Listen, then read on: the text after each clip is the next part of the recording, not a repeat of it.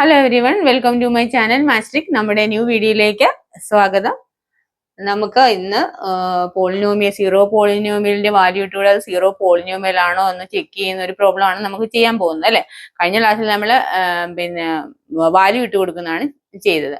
അപ്പൊ നോക്കിയ question, verify whether the following are zeros of the polynomial indicated against the p of x is equal to 3x + 1 comma x is equal to -1/3. അപ്പം നമ്മുടെ വേറൊരു കാര്യം പറയാൻ വിട്ടുപോയി, നമ്മുടെ വീഡിയോ ആദ്യമായി കാണുന്നവര് ഒന്ന് സബ്സ്ക്രൈബ് ചെയ്യണം. അത് കണക്ക് തന്നെ ലൈക്ക് ചെയ്യണം, ഷെയർ ചെയ്യാനും കമന്റ് ചെയ്യാനും ഒന്നും മറന്നു പോകരുത് കേട്ടോ. നമുക്ക് ക്ലാസ്സിലേക്ക് കടക്കാം. P x is equal to 3x + 1 എന്ന് അവർ തന്നിട്ടുണ്ട് നമുക്ക്. അപ്പം നമുക്കറിയാം സീറോ പോളിനോമിയൽ എന്ന് പറഞ്ഞാൽ നമ്മൾ ഇൻട്രൊഡക്ഷൻ ക്ലാസ്സിൽ പഠിപ്പിച്ച് തന്നിട്ടുള്ളതാണ്. സീറോ പോളിനോമിയൽ എന്താണ്? P of x is equal to എന്തായിരിക്കണം? നമുക്ക് 0 ആയിരിക്കണം അല്ലെ.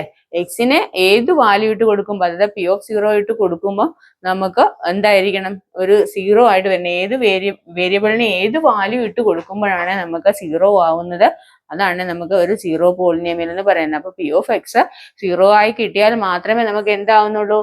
സീറോ പോളിനോമിയൽ ആവുന്നുള്ളൂ. നമുക്ക് നോക്കാം. P of x is equal to 3x + 1, x is equal to -1/3. അപ്പൊ എങ്ങനെ വാല്യൂ ഇട്ട് കൊടുക്കുന്നതൊക്കെ അറിയാലോ അല്ലെ. പി ഓഫ് എക്സിന്റെ വാല്യൂ എന്താണ്?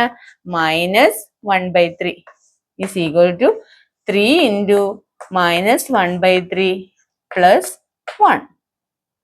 അപ്പൊ എന്താണ് ഇവിടെ നോക്കിയേ, ഈ 3യും 3യും ക്യാൻസൽ ചെയ്ത് പോകാം. ബാക്കി എത്രയാ കിട്ടുന്നത്? -1. -1 + 1 എന്ന് പറഞ്ഞാൽ എന്താണ്? 0. അപ്പൊ എന്താണ് ഇത്? സീറോ പോളിനോമിയൽ ആണോ അല്ലയോ? ഇത് വാല്യൂ പി ഓഫ് എക്സിനെ വാല്യൂ ഇട്ട് എടുത്തപ്പോൾ നമുക്ക് 0 ആയിട്ട് കിട്ടി. അതുകൊണ്ട് നമുക്ക് ഇതെന്താണ്? ഒരു സീറോ പോളിനോമിയൽ ആണ്. അപ്പം ഇതൊരു സീറോ പോളിനോമിയൽ ആണ് കേട്ടോ. അപ്പം ഈ ക്വസ്റ്റ്യൻ മനസ്സിലായല്ലോ അല്ലെ.